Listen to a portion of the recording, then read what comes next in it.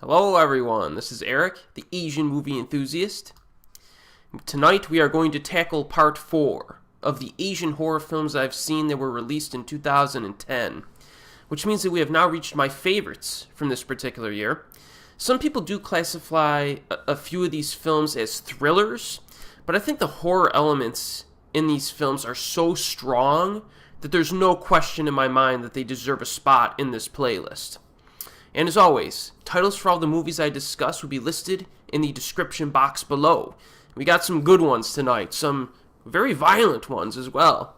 And the first violent film we will cover tonight is Revenge, a Love Story. This is a Hong Kong horror thriller hybrid. A movie review website called Screen Anarchy had a solid plot synopsis that I'd like to quote and paraphrase here. So, Revenge, a Love Story follows the blossoming relationship between Kit, a dim-witted bun salesman, and Wing, a mentally challenged schoolgirl. Now, the story is somewhat fragmented and starts with a series of cold-blooded murders performed by Kit.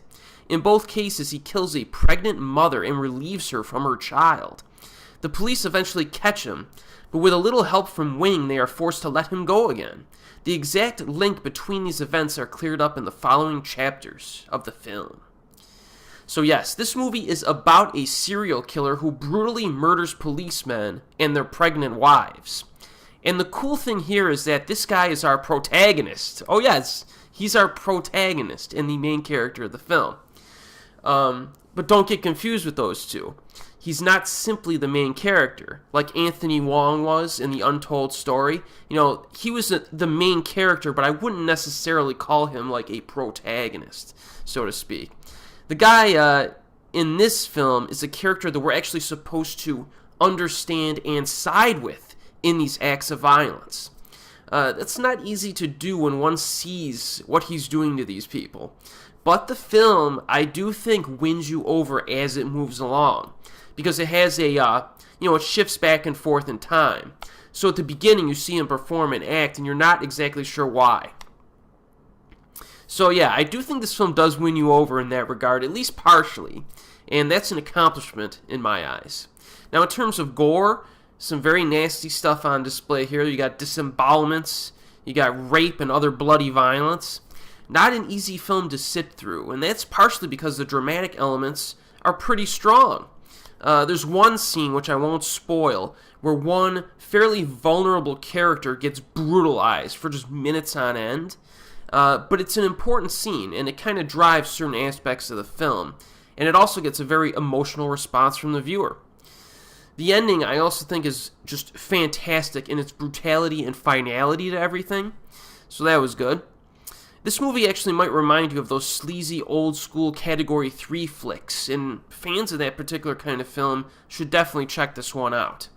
In fact, I think this film was rated Category 3, even though it was released in 2010. So, again, the Category 3 thing, which I covered a little bit when we were going through the early 90s, that rating nowadays means a different thing, really, than what it did back in like the early 90s, when a lot of the Category 3 films were really grimy and depraved and perverted. You could get a Category 3 rating nowadays for like not doing all that much.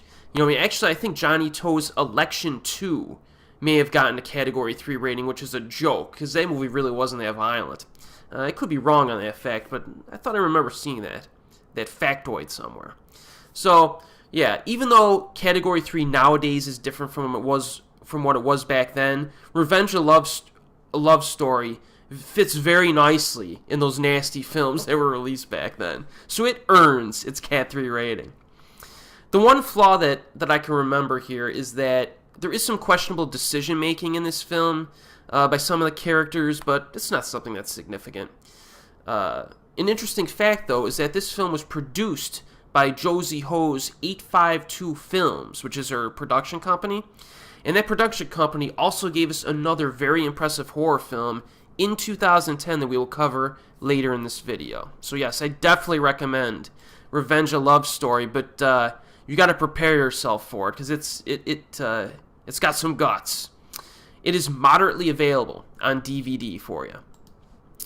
All right. Now we go from really nasty stuff to very classy stuff. Yes. Our next 4 films are from Japan and are a part of the same film project, the Kaidan Horror Classics. So these are actually made-for-television films ranging from 33 to 48 minutes in length each. And they were each helmed by a different director. You got Masayuki Ochiai, Shinya Tsukamoto, Sang-il Lee, and Hirokazu Kurita. And all of these are worth checking out. So let's briefly go through each of them. The first one here is Kaidan Horror Classics 1, The Arm, also known as Kataude. Again, a Japanese horror romance film. So this 45-minute made-for-television film is about a man who borrows a woman's arm for the evening. Yes, you heard that correctly. This is not a prosthetic arm, but a living one. She promptly detaches it in bloodless fashion, ironically, and hands it to him. He then promptly takes it back to his apartment and talks to it for a while. Quite a bizarre premise, but this is successful at establishing its mood and themes. A slow burner doesn't have any overt scare tactics in terms of violence or shocks, but it nevertheless immerses the viewer into this odd world with strange characters, opting for a romanticized tone instead of outright scares. Although it is slightly perverted by its premise, I would say, but nothing too disturbing or crazy in that regard. The arm itself actually looks incredibly real, and I was impressed with those special effects. However, the brief computer effects that are used for the city environments and landscapes do feel artificial and cheap, but they are used to nicely create a traditional but spooky mood, so I kind of like that.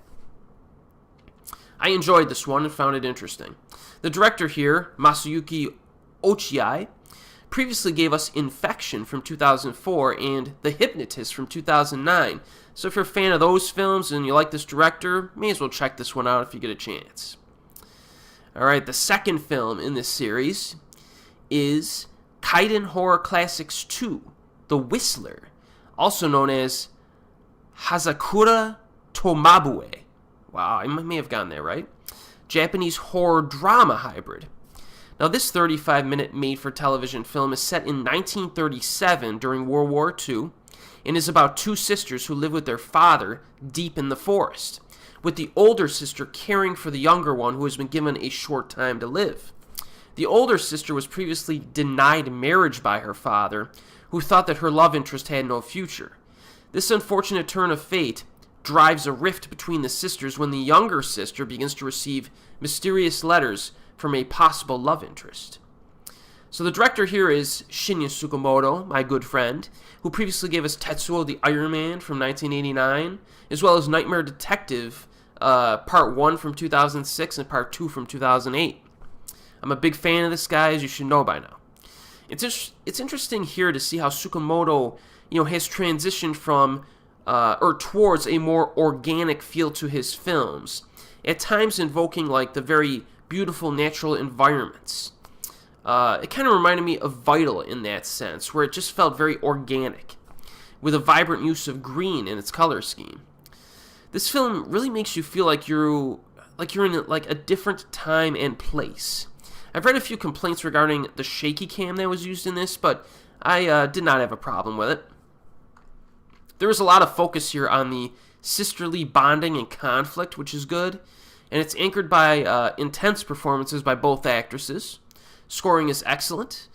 So this really could be my favorite of this particular film set, I guess you could call it. But the fact that Tsukamoto directed it is probably a big reason for that. Now the third film in this film series is called Kaidan Horror Classics 3, The Nose, also known as Hana. Japanese horror drama hybrid. This 33-minute made-for-television film is about a monk who wanders the wilderness because of his facial deformity, a huge, nasty-looking nose, which is a reference to the Japanese Tengu monster legend. So after becoming involved with an unfortunate accident, his relationship with the nearby villagers becomes very strained. So the director here is Sang-il Lee, who never directed a horror film before, to my knowledge, but he did direct Hula Girls from 2006, which was a very popular drama comedy, and Villain from 2010, which was kind of a dramatic thriller. Villain was particularly good, I think. This film portrays the morality of the protagonist and focuses on that, as well as the villagers' morality, and they both operate in kind of a gray zone, leaving one to wonder who the real monsters are here. You know what I mean? Both sides of this conflict are flawed. Let's put it that way. This creates kind of a multi-dimensionality here to the characters and the conflicts, which I very much appreciated. It's an impressive classical style of horror film, as are really all of the films in this particular franchise. So I like this one as well. And again, I want to emphasize that these Kaidan horror classics are all lacking in graphic violence and like shock scares. But that's an advantage in this case because most of the horror content in these films is like thematical or conceptual. So you do not need to be assaulted with it. You know what I mean? And that's one of the reasons why I enjoyed this little project of films. They are very different from most contemporary horror titles that you'll see. Now, part 4 of this Kaidan Horror Classics film series is, I would personally not classify it as a horror film because the horror elements are so light. I don't think it really justifies a classification within horror, so to speak. But I did want to very briefly mention it here for the purposes of completeness. This one is called The Days After, and it's the one that was directed by Hirokazu Kurita. And it's a portrait of the love and grief two parents feel for their deceased child, whose spirit wanders home on a regular basis to spend time with them. So this one is the last in the series, and again, it's a drama strictly, I would say. There's very little horror in this.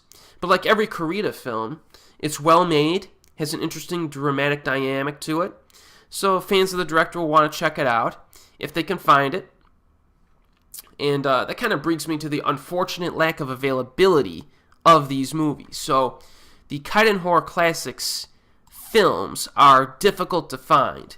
I'm pretty sure I watched them on, I think either like YouTube or Daily Motion or one of those websites, but I can't find it now. They must have been taken down.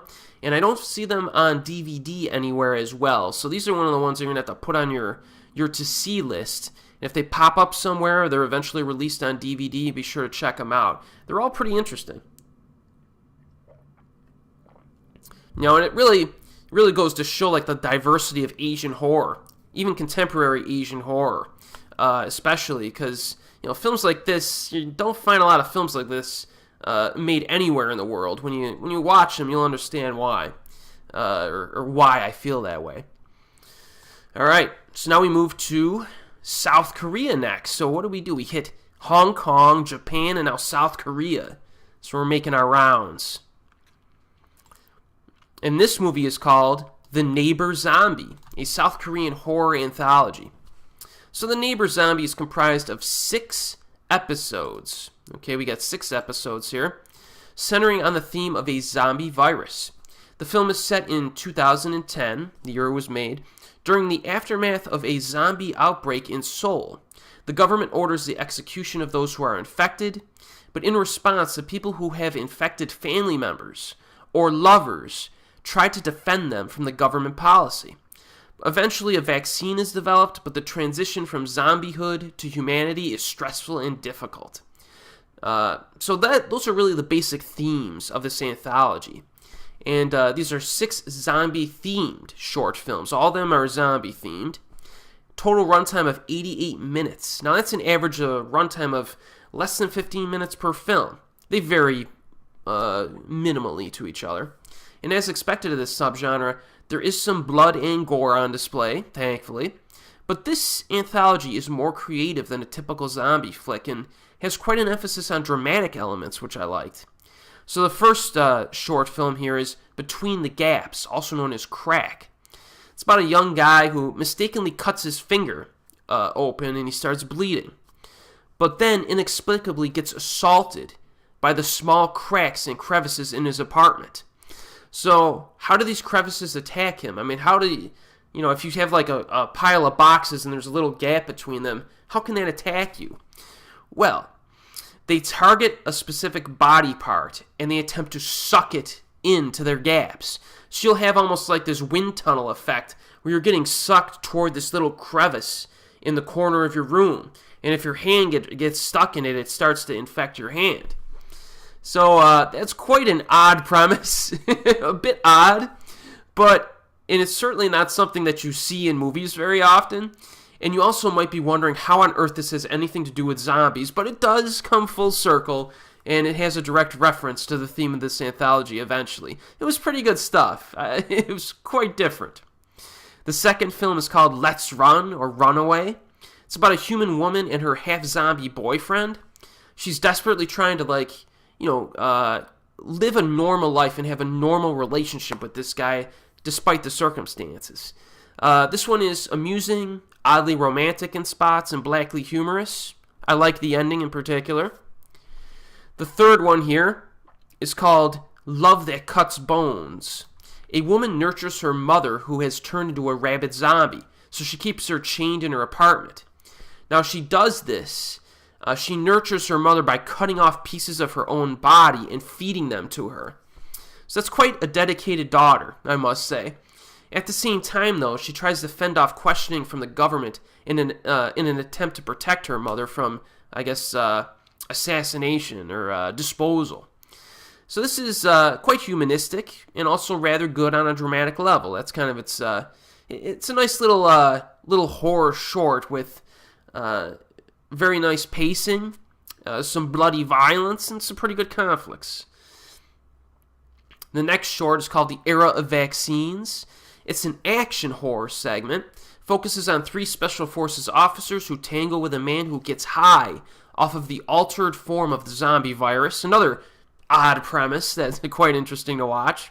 Again, briskly paced and fun watch.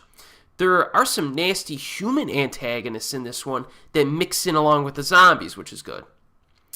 The next short, After That, I'm Sorry, is about a man who has recovered from the zombie virus but harbors great emotional guilt from his memories of feeding on people when he was a zombie. Meanwhile, he's being stalked by a mysterious young woman who wishes to do him harm. So similar to the third segment, this is focuses on the humanistic aspects to this, the emotional aspects, and is quite interesting. And yet again, not a premise that you see very often. The next short is Painkiller. This is the last short. It's about a writer who tries to finish his script before he changes into a zombie.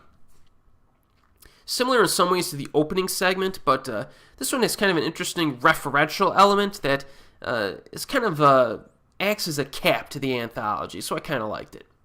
No incredibly weak segments in this anthology, which is good, because in a lot of cases, when you have an anthology, there's usually 1 or 2 bad ones mixed in, even in the good anthologies, but this one, there's really no weak segments, in my opinion.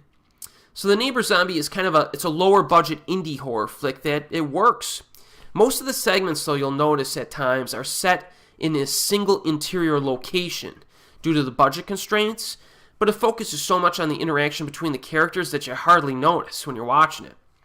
Plus, the anthology format helps to keep things fresh and moving because you have a change in characters and plot every 15 or so minutes. So I like this one. This is a pretty cool flick. And the availability of this is that it is moderately available on DVD. I know it's available on Region 3. I'm trying to think if there's a Region 1 floating out there, but I'm not sure. Have a look, though. You should be able to find it. All right. Our next film tonight I think is pretty underrated, moving back to Japan. Yeah, this one I think is pretty cool. I rewatched it recently, and it definitely holds up. In fact, our final 4 films tonight, actually counting The Neighbor Zombie, our final 5 films tonight are all pretty violent. There's no Onryo ghosts. No Onryo ghosts tonight, fellas and ladies. Let's put it that way. And this film is called X Game, from Japan. Hideaki and his 6th grade classmates Takeshi, Chie, and Tetsuya wake up to find themselves in their old elementary school after the suicide of their teacher occurs. They are forced to torture one another by playing the X Game, which is a game of chance for which each round results in one player being tortured in some hideous fashion by the other contestants. So this situation appears to be orchestrated by a girl who was bullied by the protagonists years ago. So this is definitely a step above the typical torture film. I'll tell you that right now. Because it has properly developed characters, a very engaging storyline that incorporates the theme of bullying, and also some good suspense. This starts off very well, actually. There's a creepy scene with human-sized dolls, and then a well-shot suicide sequence. Some viewers may be surprised that a good chunk of this movie actually takes place outside of the death game classroom area, which is quite different than a lot of films that have this premise. A lot of that occurs at the beginning of the film before the protagonists are captured, which allows the plot and the characters to breathe and to set things up. There are also some flashbacks used after the torture begins to mix it up.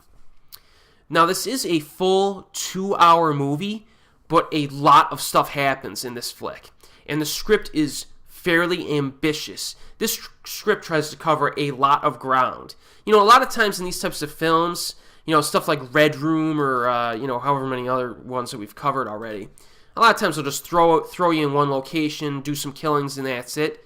Not X Game. This movie really tries to lay on character development, overall themes, stuff like that.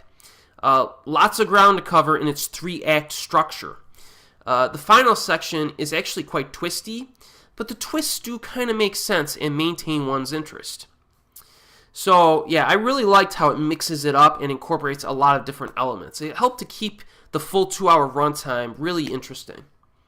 But even the torture game itself, which takes up a good chunk of the middle section, is interesting to watch because it's somewhat unpredictable. It infuses a bit of black humor, and it uses a variety of exaggerated bullying tactics for its acts of violence. There is some wince-worthy pain and suffering that is showcased in this. I would not want to take part or be forced to take part in this game, so to speak. This is kind of nice for fans who like torture flicks and that aspect of the torture flicks, because it definitely delivers on that front.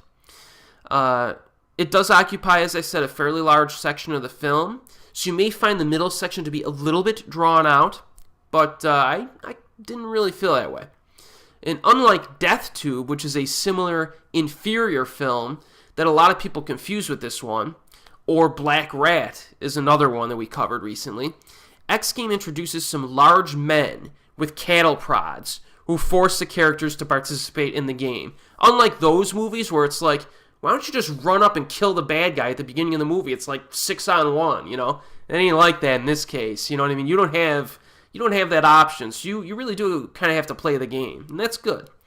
Not a scenario where you could just overpower the bad guys, and I like that. Short up that plot hole. One criticism that I would make is that the acting is kind of just sufficient. Even a little bit weak at times, I thought. Also, one person survives a fall from a high-rise at one point that just seemed completely ridiculous to me. So there are some leaps in realism at times that might make you roll your eyes, and the acting is just kind of sufficient. But in any case, I think this is an underrated horror film for sure. Just make sure that you watch the correct movie, all right? And avoid Death Tube, if at all possible. Remember, for some reason, these two films get mixed up. And I mentioned this when I covered Death Tube, I think, or at some point, where I think X Game is listed as Death Tube on either Amazon or Netflix or something like that, and it got everybody mixed up. And also, the alternate title for X Game is Death Tube. And also, I think the same director did both films, so there's a lot of confusion regarding this. Here's how you tell them apart, okay?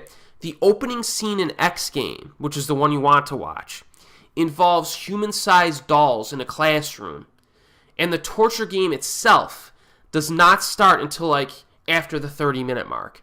So if you're watching the movie and there's no creepy doll scene in a classroom and the characters start getting tortured early on, you're watching the bad movie, the bad version. I think also Death Tube had a yellow mascot running around and stuff. I don't know, but you should be able to tell the two apart after you start watching them. So yes, I definitely recommend X Game. X Game's good, quite good, and it is widely available on DVD. So that is very nice. Yes, just don't get them confused. All right. Ooh, we've come to it. We've reached the top 3 Asian horror films from 2010. It looks like my selections from this year are very consistent with popular opinion, which is not always the case, right? You've likely heard of and probably seen all 3 of these movies. If you haven't, you really need to check them out. The first one is from Hong Kong, and that is Dream Home. In Hong Kong, a woman works 2 jobs with the hope of earning enough money to buy her own apartment with a view of the Victoria Harbor. In mixed chronological order, we see scenes from her past. In her childhood, her family and friends are evicted from her low-rent housing so that developers can build expensive flats. Later on in life, she vows to buy her mother and father a new apartment, but is unable to fulfill her promise before her mother dies. When her father becomes ill, she begins searching in earnest for a new place, having an obsession for the Victoria Bay No. 1 high-rise address from her childhood vow. But how far is she willing to go to get it? So one would be wise, I think, to avoid reading too many plot summaries or even watching the trailer, because they will likely spoil certain parts of the logic and reasoning behind the murders, which is actually revealed kind of later on in the movie. The protagonist is played by Josie Ho, who we saw earlier in this playlist when we covered Horror Hotline, Big Head Monster from 2001. Here, she plays a more interesting and multidimensional character, I think. And it could be the best performance of her career. Josie Ho hasn't been in that many movies, and she hasn't really had that many memorable performances, but this was a solid performance by her, I gotta say. She's also the producer on this film, since her production company, 852 Films, was behind it. That's the same production company from Revenge a Love Story. Now, I do have to point out the violence in this movie, because it's brutal, it's graphic, and is reminiscent of even some of those French gore films from the 2000s. Maybe not quite that insane, but it's respectable level of insane depravity here. At times, Dream Home becomes excessive in its bloodletting, but its visceral nature is consistently impactful, I think. It really is. It grabs you, actually, from the very first scene and provides a handful of memorable death scenes. Now, the director here is Ho-cheung, who I really love. 2 of his films, Beyond Our Ken and Isabella, are among my favorite Asian films of the 2000s, and I will eventually do separate reviews on my channel of those films. He never directed a horror film before Dream Home, to my knowledge, but you certainly do not notice it. He plunges headfirst into the genre and just does not hold back. At the same time, however, he does use his art house sensibilities and style to capture some great shots along the way.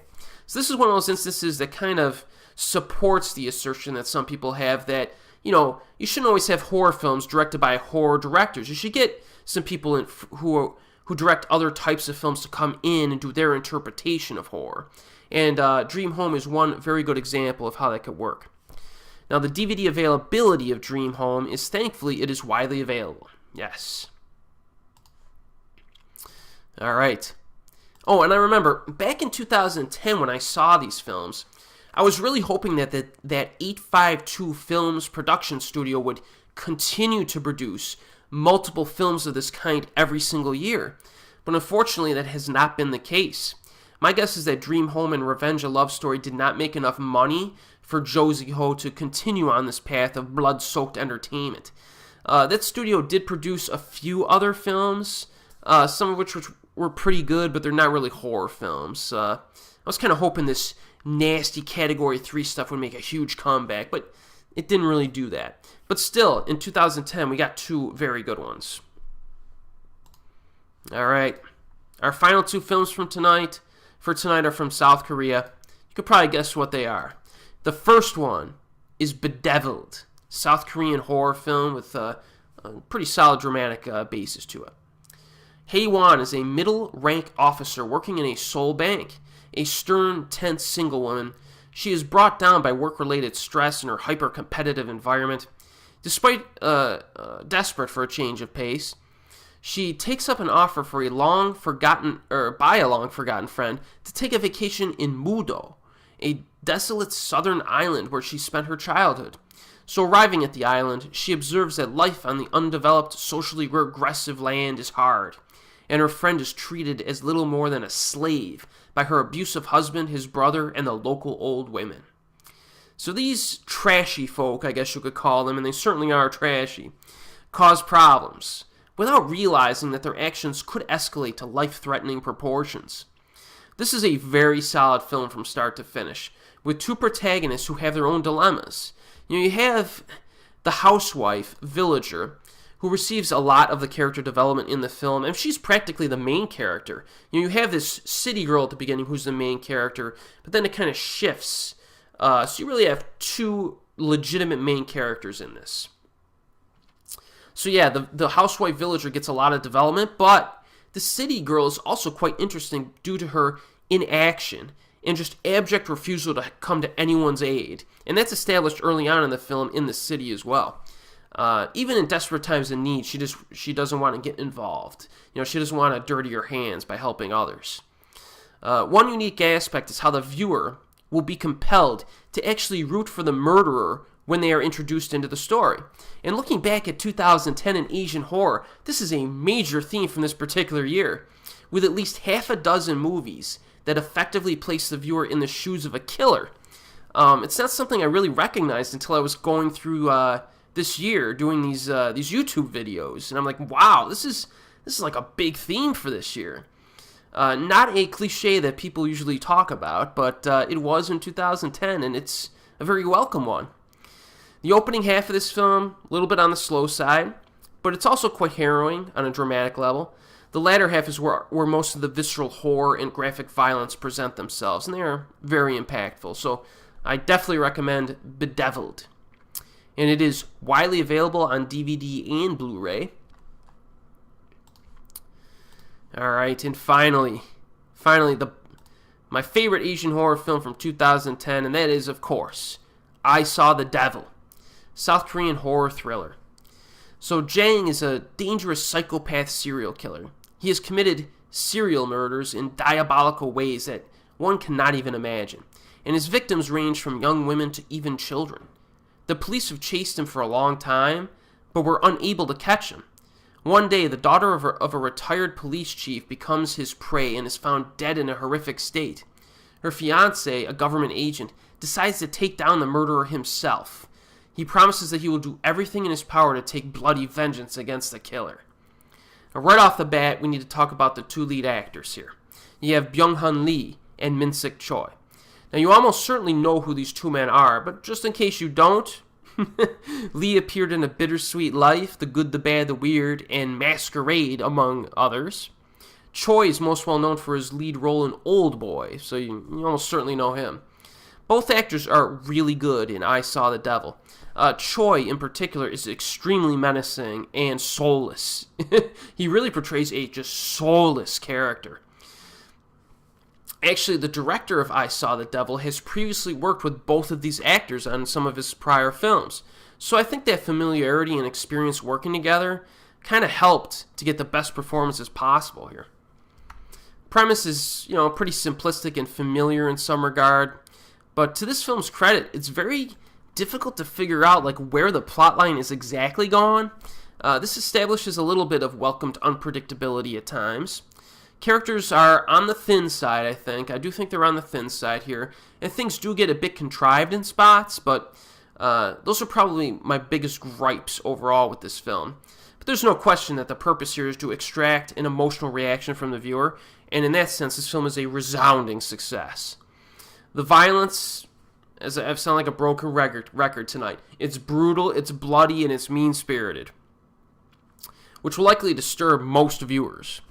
There are also a number of memorable suspense sequences with some fantastic direction and camera work by Ji-woon Kim, who also directed A Tale of Two Sisters, among other films.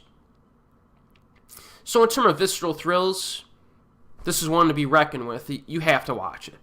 You know what I mean? And the DVD availability is that it is widely available, so there's no excuses. No excuses. So I say, this is the conclusion of our journey through Asian horror films released in 2010, and there's a lot of must-sees here. I'd say you gotta watch I Saw the Devil. You have to watch Bedeviled. You have to watch Dream Home. I would say X Game is a slight step below Lowe's, but it might be the most interesting story out of all of those, believe it or not, I thought. I mean, really interesting. I really rank it on that same level. Then you have some really cool anthology or, multi-part films here. And then obviously a really nasty, almost a revenge horror movie in Revenge a Love Story. So, a very strong top list, I think, for 2010 here. And be sure to join me next time, of course, in my next video in this playlist when we'll crack into 2011. And as always, we will see you next time.